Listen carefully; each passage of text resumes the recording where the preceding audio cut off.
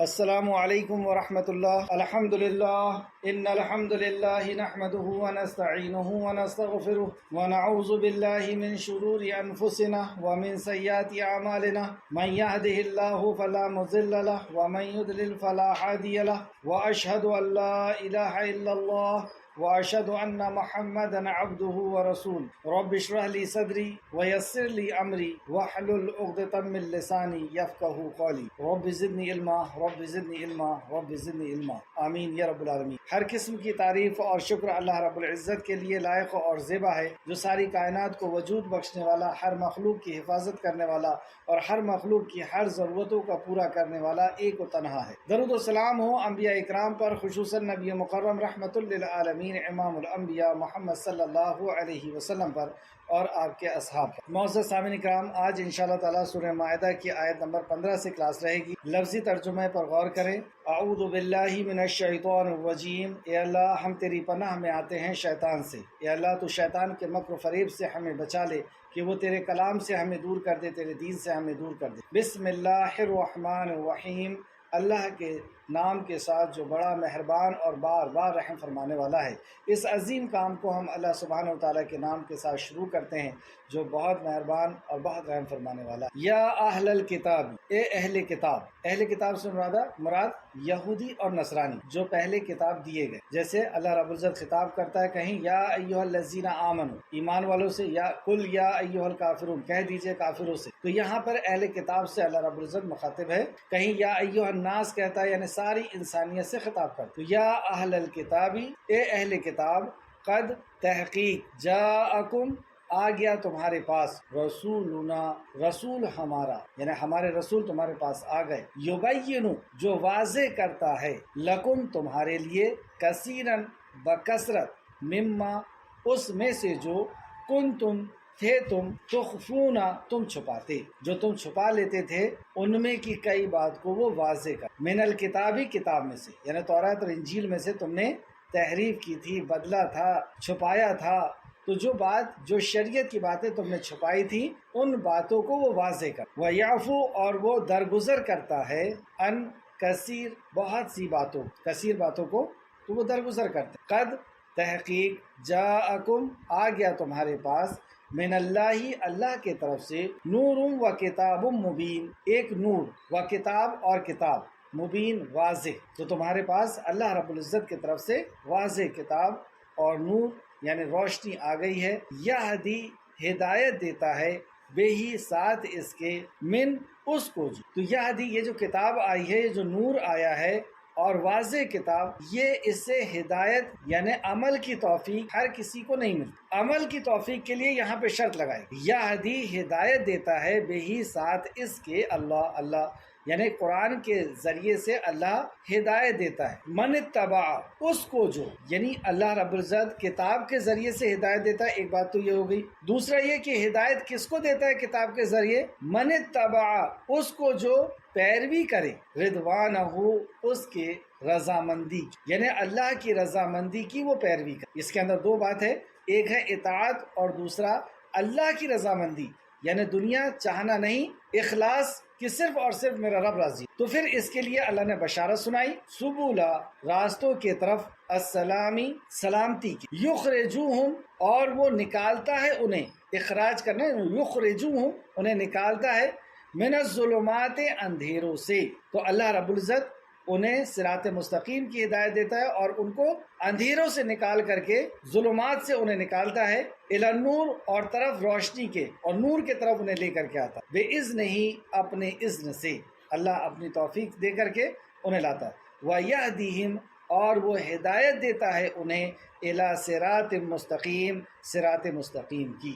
لقد البتہ تحقیق، کفر الذین کفر کیا، الذین جنہوں نے، قالو کہا، ان اللہ بے شک اللہ، ہوا وہی مسیح ابن مریم ہے، یعنی ان لوگوں نے کفر کیا جنہوں نے یہ کہا، جنہوں نے یہ عقیدہ رکھا کہ اللہ رب العزت کو، مسیح ابن مریم کو اللہ کہا انہوں، یعنی اللہ کا یہ اوتار ہیں یا اللہ ہیں۔ قل کہہ دیجئے، فمن تو کون، یملکو مالک ہوگا، من اللہ اللہ سے، شیئن کسی چیز کا، ان اگر ارادہ اس نے ارادہ کیا، اللہ سبحانہ تعالیٰ نے اگر ارادہ کیا ان کے یہلکا وہ ہلاک کر دے مسیح ابن مریم کو، و امہ اور اس کی ماں کو، ومن اور جو بھی فی الارض زمین میں ہے جمیعا سب کا سب، تو اللہ رب العزت وللہ اور اللہ ہی کے لیے ہے ملک السماواتی بادشاہت آسمان کی، ملک بادشاہت سماوات آسمان کی، والارض اور زمین کی،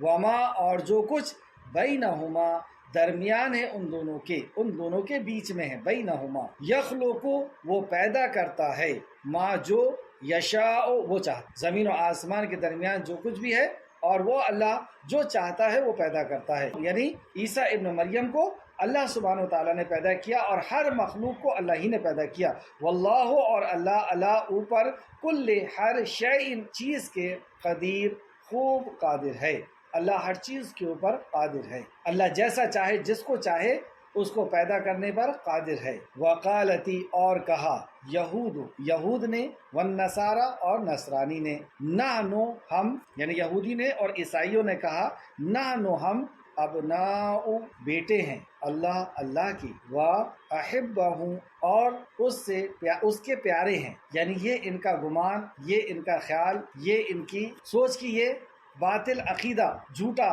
عقیدہ کہ یہ کہتے ہیں کہ ہم اللہ کے بیٹے ہیں، یعنی عزیر اور عیسیٰ اللہ کے بیٹے ہیں، ہم ان کے ماننے والے ہیں تو ہم بھی ان کے بیٹے ہوئے، اور ہم اللہ کے محبوب ہیں، اللہ ہم کو محبوب رکھتا ہے، اللہ ہم سے محبت رکھتا ہے، یہ انہوں نے کہا۔ اس کا جواب اللہ سبحانہ تعالیٰ نے دیا، قل کہہ دیجئے، فلما پھر کیوں، یعذبکم وہ عذاب دیتا ہے تمہیں، اگر تمہاری یہ سوچ صحیح ہے، تمہارا یہ عقیدہ صحیح ہے تو پھر اللہ تم کو عذاب کیوں دیتا ہے؟ یعنی یہودی اور نصرانیوں پر کس قدر عذاب آئے ہیں تو اللہ پھر تمہیں عذاب کیوں دیتا ہے؟ بِذُنُوبِکُم باوجہ تمہارے گناہوں کی، جب تم گناہ کرتے ہو تو اللہ تمہیں عذاب کیوں دیتا ہے جب تم اللہ کے پیارے ہو تو؟ بلکہ تم بشرن ایک انسان ہو، اب اللہ نے صحیح عقیدہ بتایا کہ تم ایک انسان ہو، ممن ان میں سے خلقا اس نے پیدا کیا، یغفر وہ بخش دے گا، لمن جسے یشاء وہ چاہے گا، ویعذب اور عذاب دے گا، من یشاء جسے وہ چاہے، یعنی اللہ کے اختیار میں ہے کہ وہ جسے چاہے گا عذاب دے گا، جسے چاہے گا بخشے گا۔ تمہارے خیالوں، تمہارے گمانوں، تمہاری آرزوؤں کے مطابق فیصلہ نہیں ہوگا، یہ تمہاری جو آرزویں ہیں، تمہارا جو گمان ہے، تمہاری جو خواہش ہے، اس کے مطابق نہیں ہوگا۔ اللہ سبحانہ وتعالیٰ جانتا ہے کہ کسے اس کو عذاب دینا ہے اور کسے اسے آزاد کرنا ہے، جنت میں داخل کرنا ہے۔ وَلِلَّهِ اور اللہ ہی کے لیے ہے، ملک السماواتی ملک بادشاہت سماوات آسمان کی، والارض اور زمین کی، وما اور جو بینہما درمیان ہے ان دونوں کے، وَإِلَيْهِ اور طرف اس کے مسیر لوٹنا ہے۔ آئیں تفسیر کی طرف، آیت نمبر 15۔ اے اہل کتاب تمہارے پاس ہمارے رسول آ گئے ہیں، اے اہل کتاب سے مراد یہود اور نصارہ، تمہارے پاس ہمارے رسول آ گئے، یعنی رسولنا نہ ضمیر اللہ کی طرف۔ اللہ رب العزت نے نبی مکرم صلی اللہ علیہ وسلم کی شان میں فرمایا کہ ہمارے رسول، ہم نے ان کو رسول بنا کر کے بھیجا، تو یہاں رسول سے مراد محمد الرسول اللہ صلی اللہ علیہ وسلم ہیں۔ اور دوسری بات یہ پتہ چلی کہ یہ ساری انسانیت کے لیے آئے ہیں۔ بنی اسرائیل کے لیے تو رسول الگ ہوا کرتے تھے، لیکن اب یہ ساری انسانیت کے لیے نبی اور رسول بنا کر کے بھیجے گئے۔ وہ تمہارے لیے اللہ کی کتاب کی بہت سی ایسی باتیں ظاہر کرتے ہیں جنہیں تم چھپاتے تھے۔ تو یہودی اور نصرانیوں نے تورات اور انجیل کی بہت سی باتوں کو چھپائی تھی، اور اس میں سے رسول اللہ صلی اللہ علیہ وسلم کی بعثت کو بھی چھپائے تھے، آپ کی پہچان، آپ کی نشانیوں کو بھی چھپائے تھے، اور بھی شریعت میں سے جو چیز انہیں اچھی لگتی تھی اسے باقی رکھتے تھے، اور جو چیز پر عمل کرنا ان کے لیے مشکل ہوتا تھا اسے یہ لوگ نکال دیتے تھے۔ جیسے یہاں پر جو ذکر کیا گیا اس واقعے کی طرف اشارہ ہے کہ ان لوگوں نے جو زانی ہوا کرتے تھے، زنا کرنے والے مرد اور عورت ہوا کرتے تھے، ان کو سنگسار کرنے کی قانون کو انہوں نے تورات سے نکال دیا تھا، جس کے بارے میں تفسیر ابن کثیر جلد نمبر 2 صفحہ نمبر 303 میں فرماتے ہیں۔ امام حاکم نے مستدرک میں حضرت ابن عباس رضی اللہ عنہ کی روایت کو بیان کیا ہے کہ جو شخص رجم کا انکار کرے، ان لوگوں نے رجم کا یعنی جس نے زنا کیا ہے اور وہ شادی شدہ ہے تو اس کو گلے تک گڑا کر کے اور پتھروں سے مار کر کے ہلاک کر دینا، اس کو رجم کہتے ہیں۔ رجم کا انکار کر دیا تو اس نے در حقیقت قرآن کا اس انداز سے انکار کیا کہ اسے اس کا شعور بھی نہیں تھا، اسے پتہ ہی نہیں کہ قرآن کے اندر کیا ہے۔ اہل کتاب نے جن باتوں کو چھپایا تھا ان میں سے رجم بھی ہے۔ امام حاکم رحمۃ اللہ علیہ نے فرمایا ہے کہ اس کی سند صحیح ہے۔ مستدرک حاکم صفحہ نمبر حدیث نمبر 8069 اور تفسیر ابن کثیر نے جلد نمبر 3 صفحہ نمبر 304 میں اس کو نقل کیا۔ تو اللہ سبحانہ تعالیٰ فرمایا وہ تمہارے لیے اللہ کی کتاب کی بہت سی ایسی باتیں ظاہر کرتے ہیں جنہیں تم چھپاتے تھے۔ تو یہ بھی ان کے لیے ایک بہت بڑی نشانی تھی کہ جس بات کو ہم نے، جیسے جو ان کے علماء تھے انہوں نے تورات اور انجیل میں سے کچھ چھپا لیا ہے اور وہی جانتے تھے کہ اس میں سے کیا ہم نے چھپائے ہیں، لیکن رسول اللہ صلی اللہ علیہ وسلم بیان کر رہے ہیں کہ تم نے یہ چھپایا ہے، تو انہیں تو یقین ہو جانا چاہیے کہ یہ واقعی اللہ کے رسول ہیں۔ انہیں کیسے پتہ چل گیا کہ ہم نے اس بات کو چھپایا ہے، رجم کے حکم کو؟ واقعی اللہ کی طرف سے ان کے اوپر وحی آئی ہے اور انہوں نے بتا دیا کہ ہم نے فلاں چیز چھپائی تھی۔ یہ سب کچھ جاننے اور پوچھنے کے بعد، پہچان لینے کے بعد رسول مکرم صلی اللہ علیہ وسلم کا انہوں نے انکار کیا۔ آگے اللہ سبحانہ تعالیٰ فرماتا ہے اور بہت سی باتوں سے درگزر کرتے ہیں، یعنی جن باتوں سے اللہ رب العزت درگزر کرتا ہے تو اللہ رب العزت اس بارے میں خبر نہیں دیتا۔ یقیناً تمہارے پاس اللہ کے طرف سے روشنی یعنی نور، روشنی اور واضح کرنے والی کتاب آ گئی ہے، مبین، کتاب مبین، واضح کرنے یعنی ایسی ثبوت اور ایسا دلیل دینے والی کہ جس کے بعد کوئی سوال نہ بچے، یعنی جس کے بعد کوئی ڈاؤٹ اور کوئی کجی اور کمی نہ رہے، اس کو کہتے ہیں مبین۔ ایسا جواب کہ جو نرتر کر دے، یعنی جس کے بعد کوئی سوال نہ بچے۔ تو ان کے پاس کوئی سوال نہیں بچا تھا۔ رسول مکرم صلی اللہ علیہ وسلم کو دیکھ کر کے، آپ کی تعلیمات کو سن کر کے، آپ کے اوصاف کو دیکھ کر کے یہ ساری باتیں سمجھ چکے تھے جب قرآن کو سنتے تھے کہ یہ واقعی اللہ رب العزت کی طرف سے مبین ہے، واضح نشانیاں ہیں اور نور ہے۔ یہدی بہ اللہ، جس کے ذریعے سے، تو یہ جو نور اور ہدایت، نور اور مبین آئی ہے، کتاب مبین، تو یہ جو کتاب آئی ہے اس کتاب کے ذریعے سے عمل کی ہدایت، ایک ہوتی ہے علم کی ہدایت جو سورہ بقرہ میں ہم پڑھ کر کے آ چکے، تو علم کی ہدایت تو جو بھی اس کو پڑھتا ہے اس کو علم کی ہدایت ملے گی۔ شہر رمضان الذی انزل فیہ القرآن ھدی للناس، تو وہاں ہدایت ناس کے لیے، لوگوں کے لیے۔ تو کوئی بھی مذہب کا شخص قرآن کو پڑھے گا اور کسی بھی فطرت کا انسان، یعنی وہ آستھا رکھنے والا، ایمان رکھنے والا ہو یا شک کرنے والا منافق ہو یا کفر کرنے والا، انکار کرنے والا ہو، جو بھی انسان قرآن کو پڑھے گا اسے حق اور باطل کی پہچان ہو جائے گی، صحیح اور غلط کی ہدایت مل جائے گی۔ لیکن عمل کی ہدایت اللہ سبحانہ وتعالیٰ ہر کسی کو نہیں دیتا۔ عمل کی ہدایت اسے دیتا ہے جو عمل کا طلبگار ہوتا ہے، جو اللہ رب العزت کی طرف جھکتا ہے، جو اللہ رب العزت کی اطاعت و فرمانبرداری کرنا چاہتا ہے، یعنی جو اللہ کی طرف آتا ہے اللہ اسے ہدایت دیتا ہے۔ تو یہاں فرمایا اللہ نے جس کے ذریعے سے اللہ اس شخص کو سلامتی کی راہ دکھاتا ہے، اس شخص کو، یعنی کنڈیشن کر دیا، ہر کسی کو نہیں، اس شخص کو سلامتی کی راہ دکھاتا ہے۔ تو کیا صفت ہے اس شخص کی؟ جو اللہ کی رضامندی کی پیروی کرنا چاہے۔ اللہ کی رضامندی یعنی اللہ کو راضی کرنا چاہتا ہے، وہ دنیا نہیں چاہ رہا کہ مجھے دنیا مل جائے گی، شہرت مل جائے گی، عزت مل جائے گی، مال مل جائے گی، یہ نہیں، وہ صرف اللہ رب العزت کا چہرہ چاہتا ہے، وہ صرف اللہ رب العزت کی رضا چاہتا ہے۔ تو جو اللہ کی رضا کی پیروی کرنا چاہے، اللہ کے حکم کی پیروی یعنی اطاعت، تو جو اللہ کے حکم کی اطاعت کرنا چاہتا ہے اللہ رب العزت اسے سلامتی کی راہ دکھا، یعنی اب اسے عمل کی ہدایت دیتا ہے۔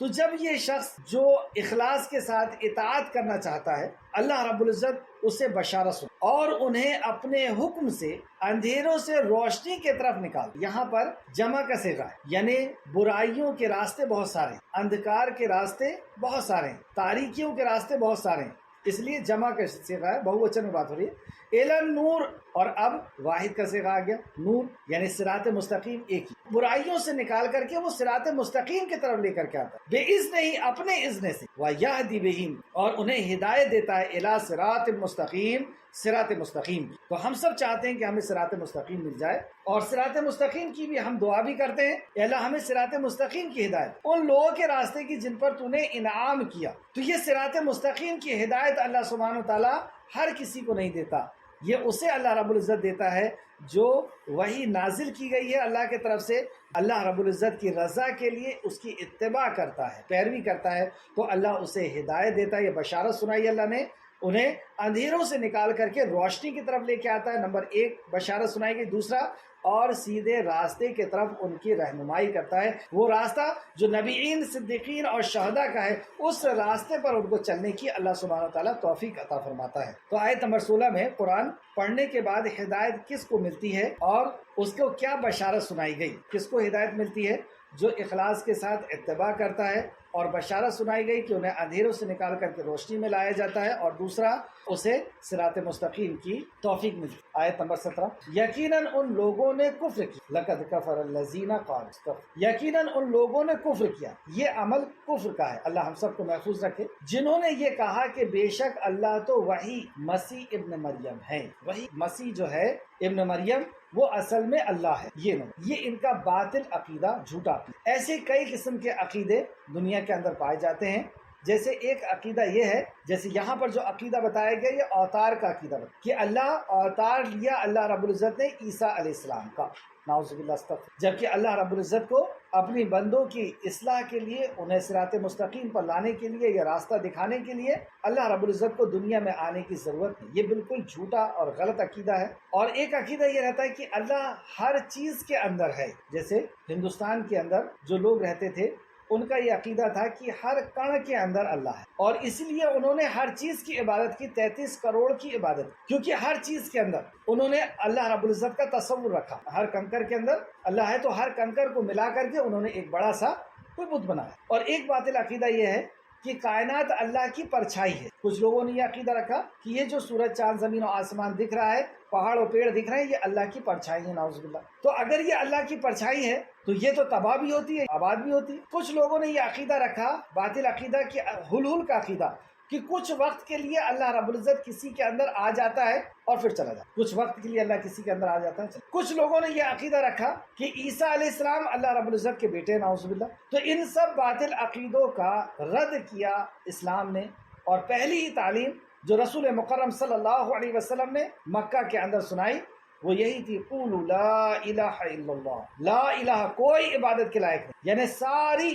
مخلوق کو الگ کر دی، لا الہ کوئی عبادت کے لائق نہیں، یہ سب مخلوق ہے اور یہ عبادت کے لائق نہیں ہے، اور یہ الہ بھی نہیں ہے، الا اللہ مگر اللہ کے۔ تو اللہ اکیلا ہے، قل هو اللہ واحد، وہ ایک ہے، اور باقی سب اس کی مخلوق ہیں، وہ کسی مخلوق کے اندر نہیں ہے، کوئی مخلوق اس کی پرچھائی نہیں ہے۔ اللہ رب العزت کسی کے اندر حلول نہیں کرتا، یا اللہ رب العزت اوتار نہیں لیتا۔ ان سارے عقیدوں کو اس کلمے نے، کلمہ شہادت نے ختم، اور اسلام کی بنیادی اس چیز پہ رکھی گئی کہ ایسا جب تک یہ عقیدہ انسان نہیں رکھے گا جب تک وہ دائرے اسلام کے اندر نہیں آ سکتا۔ اور وہ عقیدہ کیا ہے؟ اشہد ان لا الہ الا اللہ، میں گواہی دیتا ہوں کہ کوئی عبادت کے لائق نہیں الا اللہ مگر اللہ کی۔ اب اگر کوئی یہ عقیدہ رکھتا ہے کہ ہر چیز کے اندر اللہ ہے تو پھر تو یہ کلمے کے بالکل اپوزٹ بات ہو گئی، الگ بات ہو گئی۔ اللہ رب العزت کہتا ہے کوئی نہیں ہے عبادت، یعنی جتنی بھی مخلوق ہے یہ اس کے اندر اللہ نہیں ہے اور یہ عبادت کے لائق نہیں، الا اللہ مگر اللہ کے۔ اور اللہ نے اپنی ذات کے تعلق سے فرمایا، قل هو اللہ واحد، وہ ایک ہے، اللہ الصمد، وہ بے نیاز ہے، لم یلد ولم یولد، نہ اس نے کسی کو جنا نہ وہ کسی سے جنا گیا، ولم یکن لہ کفوا احد، اور کوئی اس کا ہمسر اور شریک اور حصہ دار نہیں۔ تو یہ صاف عقیدہ اسلام نے پیش کیا جو پچھلی تعلیمات کے اندر سے انہوں نے تحریف کر دیے تھے، ہٹا دیے تھے۔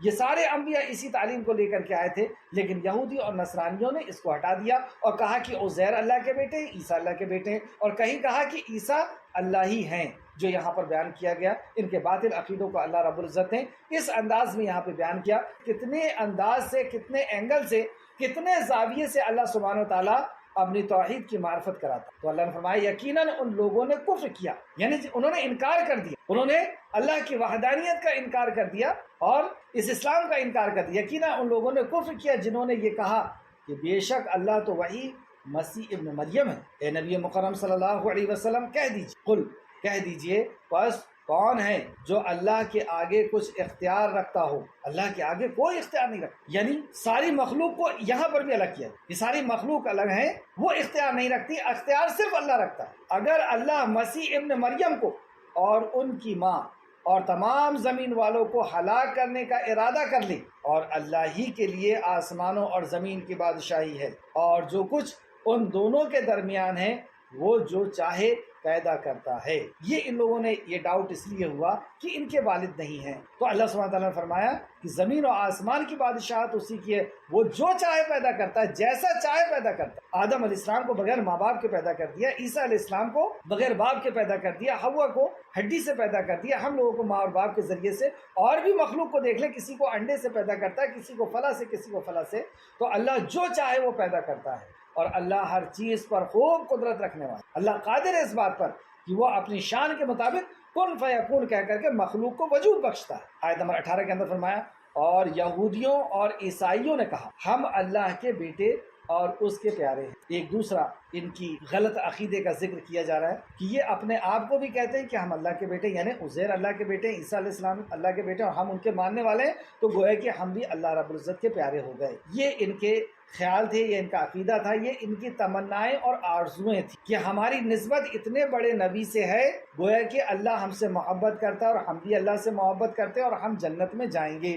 تو جب بھی ہم بنی اسرائیل کا کوئی واقعہ پڑھیں تو ہم اپنے آپ کو دیکھیں کہ کہیں وہ صفت ہمارے اندر تو نہیں آ رہی، کیونکہ رسول مکرم صلی اللہ علیہ وسلم نے فرمایا کہ میری امت بھی یہود اور نصارہ کے قدم بقدم چلے گی۔ 72 گروپ ان کے ہوئے ہیں، تو 72 فرقے ان کے بھی ہوں گے، وہ بھی 72 جہنم میں جائیں گے، یہ بھی 72 جہنم میں جائیں گے، لیکن اس امت میں 73 فرقے ہوں گے، اور پہلا فرقہ جو ہے جو کتاب اللہ اور سنت رسول اللہ پہ مضبوطی سے عمل کرے گا وہ جنت میں جائے گا، یعنی جو یہودی اور نصرانی کی تابعداری نہیں کرے گا، پیروی نہیں کرے گا، ان کے جیسے عقیدے نہیں رکھے گا۔ اور عقیدہ کیسا رکھے گا؟ اللہ کے کلام اور نبی مکرم صلی اللہ علیہ وسلم کے فرمان کے مطابق جیسے صحابہ اکرام نے رکھا۔ تو ہمیں جب بھی ہم یہودی اور نصرانی کی کسی بات کو پڑھیں تو ہمیں فوراً دیکھنا چاہیے کہ کہیں یہ صفت ہمارے اندر تو نہیں آئی، ہم وہ ان ایک میں سے ہیں یا یہ 72 میں سے۔ اللہ رب العزت ہم کو ان 72 سے محفوظ رکھے اور ان ایک میں رکھے جو اللہ کے کلام اور نبی کے فرمان پر ویسا ایمان لاتے ہیں، ویسا عمل کرتے ہیں جیسے صحابہ نے کیا۔ تو آیت نمبر 18 کے اندر دیکھتے ہیں، اور یہ بھی دیکھیں کہ آج امت مسلمہ اس عقیدے سے کس قدر قریب آ چکی۔ اور یہودیوں اور عیسائیوں نے کہا ہم اللہ کے بیٹے اور اس کے پیارے ہیں، یعنی اب وہ ہم سے پیار کرتا ہے، وہ ہم سے محبت، یہ ان کا گمان۔ کیا آج اکثریت کا ایسا گمان نہیں ہے کہ ہم بہت اچھے لوگ ہیں، میں ہی بہتر ہوں، اور میرا ہی قبیلہ یا میری ہی فلاں یا میری ہی فلاں، ہم ہی بہتر ہیں؟ اے نبی کہہ دیجیے پھر وہ تمہیں تمہارے گناہوں کی سزا کیوں دیتا ہے؟ اگر تم بہت پیارے ہو، اللہ کے بیٹے ہو اس کے، تو وہ تمہیں تمہارے گناہوں کی سزا کیوں دیتا ہے؟ اب یہودیوں کے اوپر آپ تاریخ کا مطالعہ کر کے دیکھیں کس قدر عذاب آئے، کس قدر انہوں نے نبیوں کی نافرمانی کی ہے، اور کس طریقے سے ان کے اوپر عذاب پہ عذاب اللہ رب العزت کے نازل نہیں۔ یہاں پہ بھی دیکھیں کس طریقے سے اللہ رب العزت نے ذہن کو کھولا ہے، نہیں بلکہ تم بھی اس کی مخلوق میں سے ہو، مخلوق میں سے انسان ہو۔ یہاں اللہ نے بتایا کہ تم یہ جو عقیدہ رکھتے ہو یہ غلط ہے، تم اللہ کے مخلوق میں سے ایک انسان ہو۔ اللہ رب العزت نے جو تخلیق کی ہے، یعنی جماعتات کی، نباتات کی، حیوانات کی، جماعتات یعنی جمی ہوئی چیزوں کی، نباتات اگنے والی چیزوں کی، حیوان جو چلتے ہیں یعنی اڑ کے چلتے ہیں، تیر کے چلتے ہیں، رینگ کے چلتے ہیں، 2 پیر سے 10 پیر سے چلتے ہیں، انہی میں سے تم 2 پیر میں چلنے والے انسان ہو، تم کچھ کوئی خاص نہیں ہو الگ، تمہیں کوئی اللہ رب العزت کا درجہ نہیں ملے گا اور ہو بھی نہیں سکتا۔ اللہ رب العزت نے اپنی صفات کے تعلق سے فرما دیا لیس کمثلہ شیء، اس کے مثل کوئی نہیں۔ تو ہم صرف اور صرف ایک انسان ہے، اللہ کی مخلوق ہیں، اور جو انہیں حیوان بنایا اس میں سے ایک حیوان ہے، بلکہ تم بھی اس کی مخلوق میں سے انسان ہو۔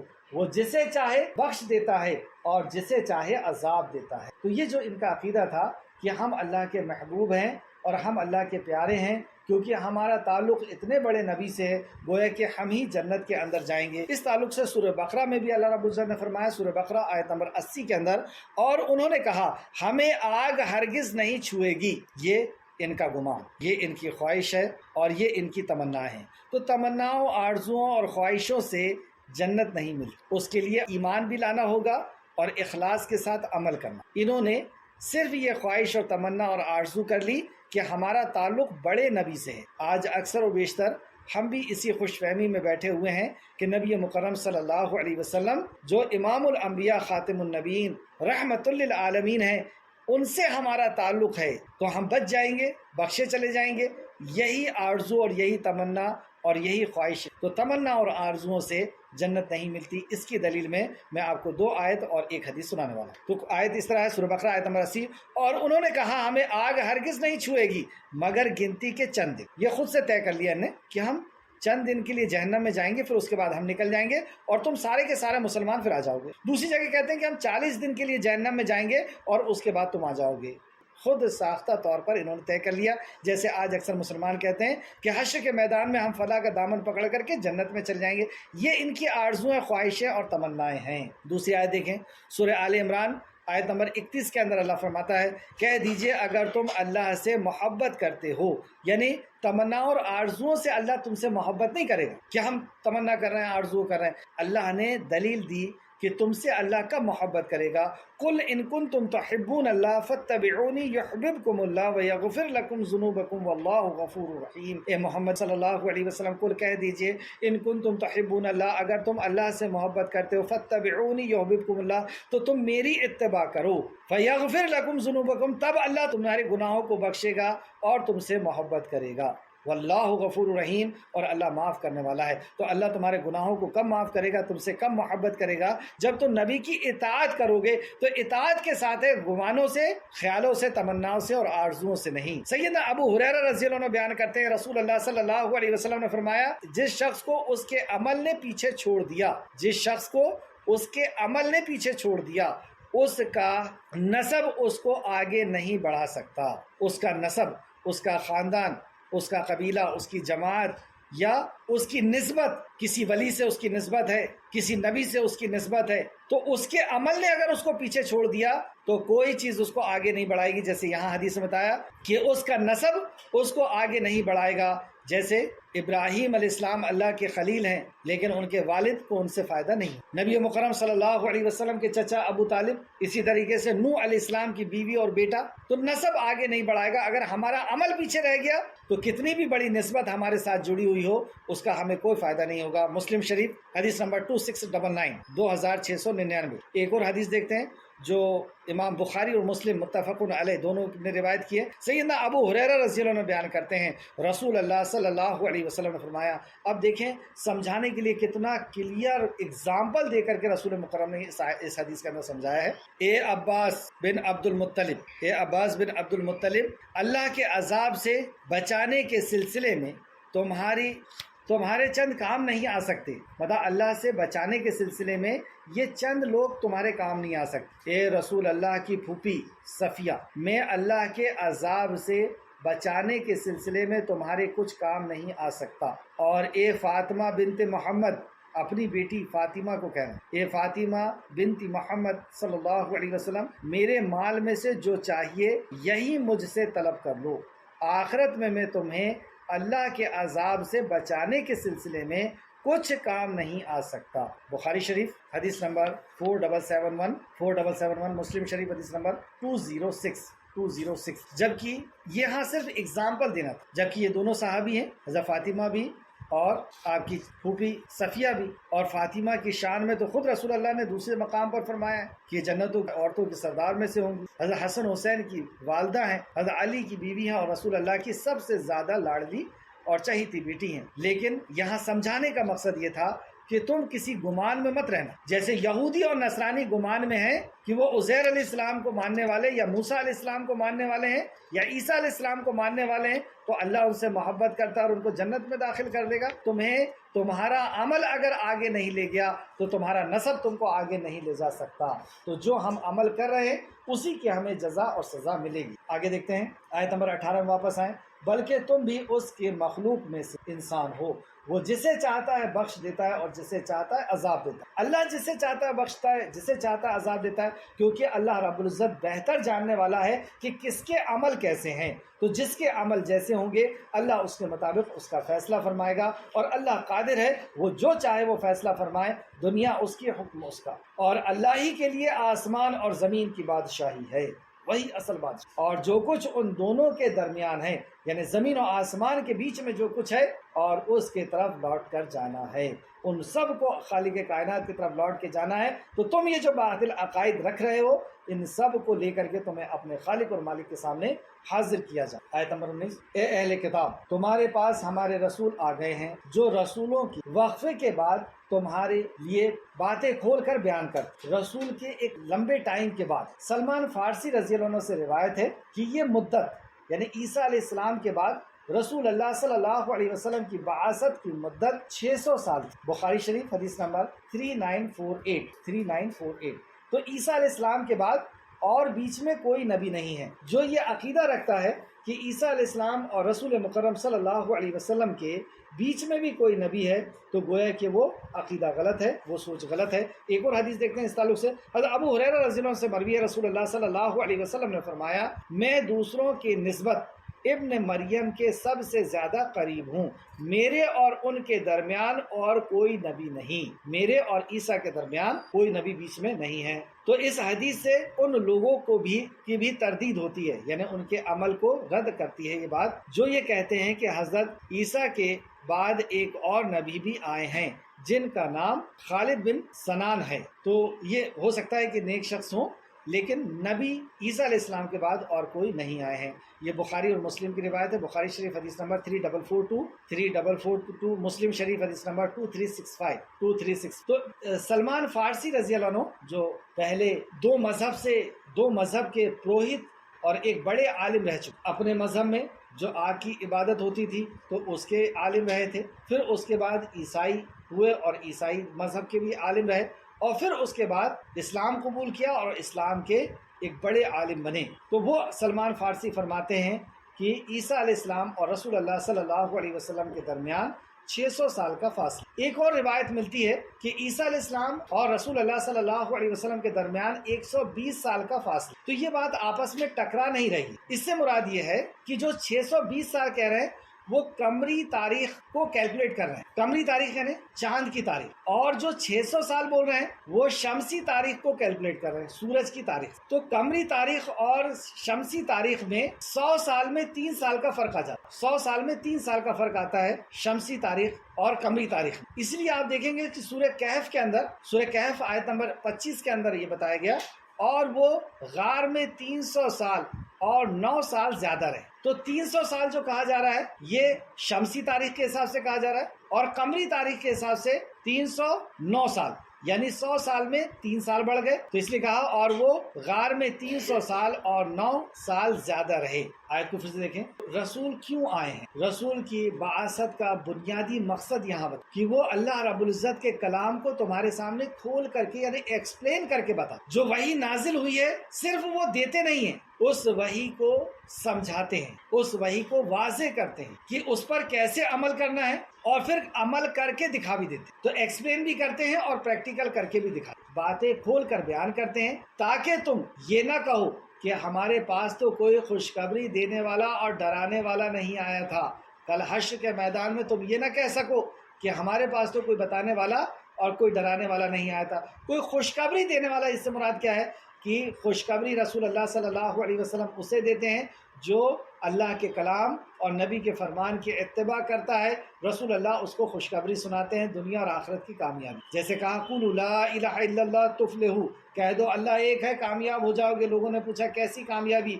آپ نے فرمایا عرب اور عجم کی حکومت تمہارے قدموں میں ہوگی، تو خوشخبری سن۔ اور جنہوں نے انکار کیا انہیں ڈر سنا دیے کہ تمہاری دنیا بھی تباہ اور برباد ہوگی، قبر بھی تباہ اور برباد ہوگی، اور حشر بھی تباہ اور برباد ہوگا۔ تو دونوں طرف سے ہم تاریخ کا مطالعہ کر کے دیکھ سکتے ہیں کہ جنہوں نے انکار کیا ان کو آپ نے بشارت سنائی کہ تم تباہ اور برباد ہونے والے ہو، وعید سنائی کہ تم تباہ اور برباد ہونے والے ہو، وہ تباہ اور برباد ہوئے، اور جنہیں خوشخبری سنائی وہ دنیا میں بھی جانے اور مانے جاتے ہیں، ایک آئیڈیل کے شکل میں ہیں، اور آخرت میں بھی ان کا اونچا درجہ رہے گا، اور ڈرانے والے ہیں۔ بس یقیناً تمہارے پاس خوشخبری دینے والے اور ڈرانے والے آ گئے، اور اللہ ہر چیز کو خوب قادر ہے۔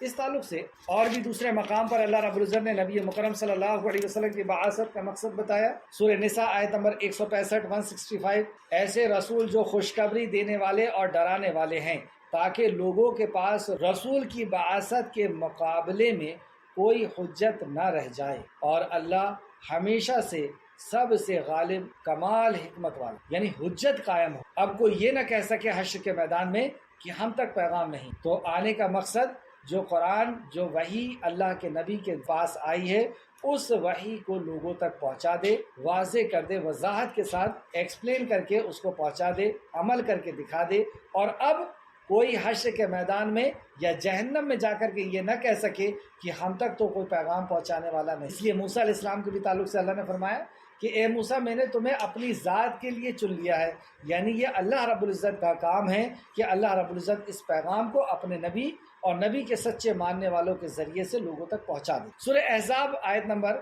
45 و 46، اے نبی بے شک ہم نے آپ کو گواہی دینے والا اور خوشخبری دینے والا اور ڈرانے والا بنا کر بھی۔ گواہی دینے والا کس چیز کی گواہی؟ کہ اللہ ایک، اللہ کا دین، اللہ کی شریعت، یعنی اللہ کے دین کی گواہی، اللہ کی وحدانیت کی گواہی دینے والا بنا کے بھیجا، خوشخبری دینے والا کہ جو اس گواہی کی اتباع کر لے گا، جو اس گواہی کو قبول کر لے گا اس کے لیے خوشخبری ہے، اور جس نے انکار کر دیا اس کو ڈرانے والا بنا کے بھیجا، اللہ کی طرف بلانے والا اس کی اذن سے، اور روشنی کرنے والا چراغ ہے، سراجم منیرہ۔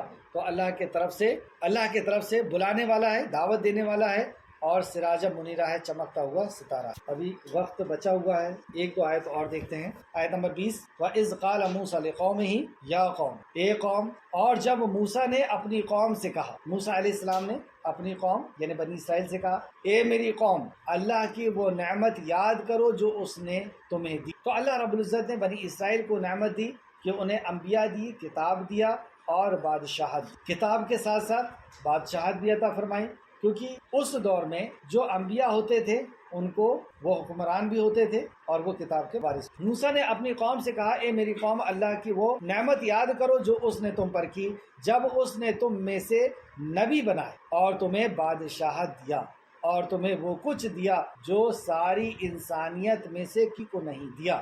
یہ اس زمانے کے لیے بات تھی کہ انہیں ساری انسانیت کے اوپر بادشاہت ملی، اب یہ ساری انسانیت کے اوپر انہیں سرداری ملی تھی، وہ افضل امت تھے، لیکن اب امت محمدیہ افضل امت ہیں، ساری امتوں کے سردار۔ اے میری قوم، آیت نمبر 21، اے میری قوم، مقدس زمین میں داخل ہو جاؤ جو اللہ نے تمہارے نام لکھ دی۔ موسیٰ علیہ السلام نے اپنی قوم سے کہا مقدس زمین کے طرف داخل ہو، اور خوشخبری بھی سنا دی کہ اللہ نے اس زمین کو تمہارے نام لکھ دی۔ مطلب کتنی بڑی بشارت تھی۔ موسیٰ علیہ السلام کی زبان مبارک اللہ رب العزت نے سنا دی کہ تمہیں ڈرنے کی ضرورت نہیں ہے، تمہیں اس کے طرف جانا ہے۔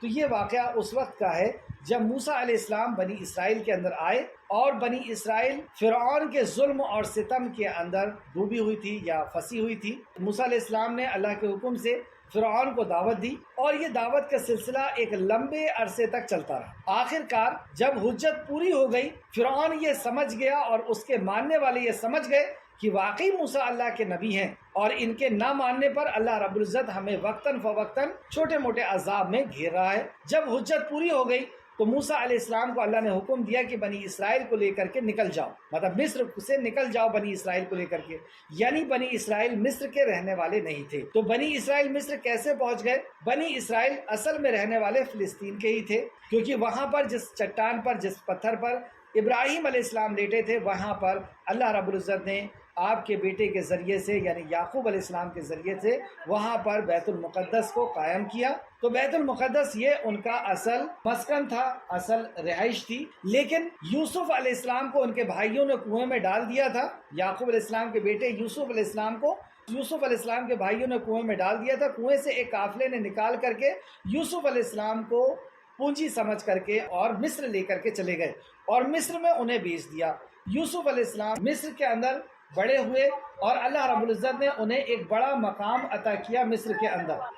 اس طریقے سے یعقوب علیہ السلام یوسف علیہ السلام کے پاس مصر آ گئے، اور ان کے سارے بھائی آ گئے۔ اب یہ مصر کے اندر آباد ہو گئے۔ اس وقت ان کی بہت اچھی پوزیشن تھی، کیونکہ یہ بہت دیندار لوگ تھے، انہوں نے توبہ بھی کی تھی، جو ہم سورہ یوسف میں پڑھیں گے، تو ان کا بڑا مقام تھا۔ لیکن جب ان کے بیچ میں سے یعقوب علیہ السلام اس دنیا سے رخصت ہو گئے، پھر بعد میں یوسف علیہ السلام بھی، اور دھیرے دھیرے کر کے ان کے اندر برائیاں آنا شروع ہو گئیں، اور جیسے جیسے ان کے اندر برائیاں آئیں، ویسے ویسے جو بادشاہ تھا اس کے دل کے اندر بھی ان کی عظمت کم ہوتے چلی گئی، اور جب عظمت کم ہو گئی تو بنی اسرائیل کو فرعون نے، جو اس وقت کا فرعون تھا، اس نے ان کے اوپر بہت ظلم کیا، انہیں مارا، لڑکوں کو قتل کیا، عورتوں کو اپنے گھر کا جو ہے داس بنایا، اور ہر قسم کا ان کے اوپر ظلم کیا۔ اس وقت موسیٰ علیہ السلام آئے اور فرعون کو دعوت دی، دعوت توحید قبول نہیں کیا، حجت پوری ہو گئی۔ موسیٰ علیہ السلام نے بنی اسرائیل کو کہا کہ ہم اپنے وطن واپس چلیں گے، اور انہیں اس کے ظلم سے، فرعون کے ظلم سے لے کر کے نکلے،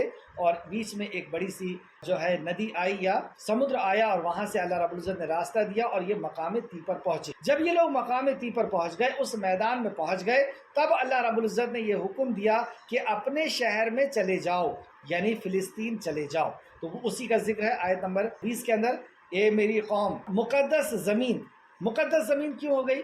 کیونکہ یہ انبیاء علیہ السلام کا مسکن ہے اور مدفن بھی۔ یہاں بڑے بڑے انبیاء آئے اور وہیں پر آپ آرام فرما بھی ہیں، وہیں ان کی قبریں بھی ہیں۔ تو اے میری قوم، مقدس زمین میں داخل ہو جاؤ جو اللہ نے تمہارے نام لکھ دی ہے۔ اے بنی اسرائیل، تمہارے نام لکھی ہوئی ہے، تو ان کو ڈر نہیں ہونا تھا۔ اور تم اپنی پشت کے بل منہ نہ موڑنا، یعنی پیٹ نہ دکھانا، پھر تم خسارہ اٹھانے والوں میں سے ہو جاؤ گے۔ اگر تم نہیں گئے وہاں، گھاٹا اور خسارہ اٹھانے والوں میں سے ہو جاؤ گے، اور تم ڈرو نہیں، تم کامیاب ہوگے۔ تم ان سے لڑو اور ان کے ظلم کو ختم کرو، کیونکہ وہاں پہ ایک ظالم بادشاہ نے حکومت کر لیا تھا، اور اس نے تسلط کر لیا تھا، پوری حکومت کر لیا تھا، اور وہ ظلم کر رہا تھا۔ تو موسیٰ علیہ السلام نے کہا کہ چلو فلسطین کی طرف، اور اللہ نے تمہارے نام پہ وہ لکھ دی ہے، اور تم پیٹ مت دکھانا ورنہ خسارہ اٹھانے والوں میں سے ہو جاؤ گے۔ تو آیت نمبر 22 میں اللہ نے فرمایا، انہوں نے جواب دیا، بنی اسرائیل نے جواب دیا، اے موسیٰ، بے شک اس زمین میں ایک بڑے زور آور قوم ہے، مطلب ایک ظالم بادشاہ ہے اور بہت زور آور ہے، بہت طاقتور ہے، بڑے بڑے جسموں والے لوگ ہیں، بڑی طاقت والے لوگ ہیں، تو ہم تو وہاں نہیں جائیں گے، اور ہم ہرگز اس میں داخل نہیں ہوں گے یہاں تک کہ وہ لوگ اس میں سے نکل جائیں۔ تو انہوں نے نبی کی بات کا انکار کر دیا، پھر اگر وہ اس میں سے نکل گئے تو بے شک ہم داخل ہو جائیں گے۔ تو یہ انہوں نے کہا، اور موسیٰ علیہ السلام کی بات کا انکار کر دیا، اللہ کی بات کا انکار کر دیا، جبکہ اللہ نے کہہ دیا تھا کہ وہ تمہارے لیے لکھ دی گئی ہے۔ لیکن ان کے اوپر ایک وہن کی بیماری، جو نبی مکرم صلی اللہ علیہ وسلم نے فرمایا کہ ایک وقت ایسا آئے گا تمہارے اوپر دشمن ایسے ٹوٹیں گے جیسے بھوکا دسترخوان میں ٹوٹتا ہے۔ صحابہ نے پوچھا، یا رسول اللہ، کیا اس وقت ہم کم ہوں گے؟ رسول مکرم صلی اللہ علیہ وسلم نے فرمایا، نہیں، اس وقت تم کم نہیں ہوگے، تمہاری تعداد بہت ہوگی، لیکن تمہاری وقت سمندر کے جھاگ کی طرح ہو۔ سمندر کے جھاگ کی کوئی اوقات ہے؟ صحابہ نے کہا، یا رسول اللہ ایسا کیوں؟ تو کہا کہ تمہیں ایک وہن ہو جائے گا۔ وہن ایک بیماری کا نام ہے کہ دنیا کی محبت اور موت کا ڈر۔ جب ظالم کے ظلم کو روکنے کے لیے دنیا کی محبت بڑھ جاتی ہے اور موت کا ڈر بڑھ جاتا ہے، اور ظالم کے ظلم کو آدمی نہیں روکتا، وہن کی بیماری ہے، پھر بڑی بڑی تعداد بھی جھاگ کے مانند ہو جاتی ہے جس کی کوئی وقت اور کوئی قیمت نہیں۔ تو ان کو اللہ رب العزت نے کہا تھا کہ تم اپنے ملک مصر میں واپس چلے جاؤ اور بیت المقدس میں واپس چلے جاؤ، وہ تمہاری زمین لکھ دی گئی ہے، تم پیٹ مت دکھانا ورنہ خسارہ اٹھانے والوں میں سے ہو جاؤ گے۔ لیکن ان لوگوں نے کہا کہ نہیں، وہاں جو بادشاہ ہے وہ بہت طاقتور ہے، ہم اس سے مقابلے کی طاقت نہیں رکھتے، ہم ہرگز نہیں جائیں گے جب تک وہ وہاں سے نہ نکل جائے۔ تو اللہ رب العزت نے ذلت اور مسکنت ان کے اوپر ڈال دی، اور 40 سال اسی وادی تی میں یہ لوگ، اسی ریگستان میں، اسی جنگل میں یہ لوگ گھومتے رہے۔ 40 سال تک اللہ رب العزت نے ان کو وہاں سے نہیں نکلنے دیا۔ آگے کا واقعہ انشاءاللہ تعالیٰ کل پڑھا جائے گا کہ خالق مالک جو کچھ بھی ہم نے پڑھا اس پہ ہمیں مزید غور و فکر کرنے کی توفیق عطا فرما۔ جو حکمت اور نصیحت اس کے اندر ہے، اے اللہ اس حکمت اور نصیحت کو قبول کرنے کی ہمیں توفیق عطا فرما۔ اے اللہ اپنے فضل و کرم سے ہمیں وہ ہدایت عطا فرما کہ ہم صراط مستقیم کو پالیں اور تیری رحمت اور تیری برکت کو پالیں۔ آمین یا رب العالمین۔ اللہم صلی علی محمد وعلی آل محمد کما صلیت علی ابراہیم وعلی آل ابراہیم انک حمید مجید۔ اللہم بارک علی محمد وعلی آل محمد کما بارکت علی ابراہیم وعلی آل ابراہیم انک حمید مجید۔ آمین یا رب العالمین۔ السلام علیکم ورحمۃ اللہ وبرکاتہ۔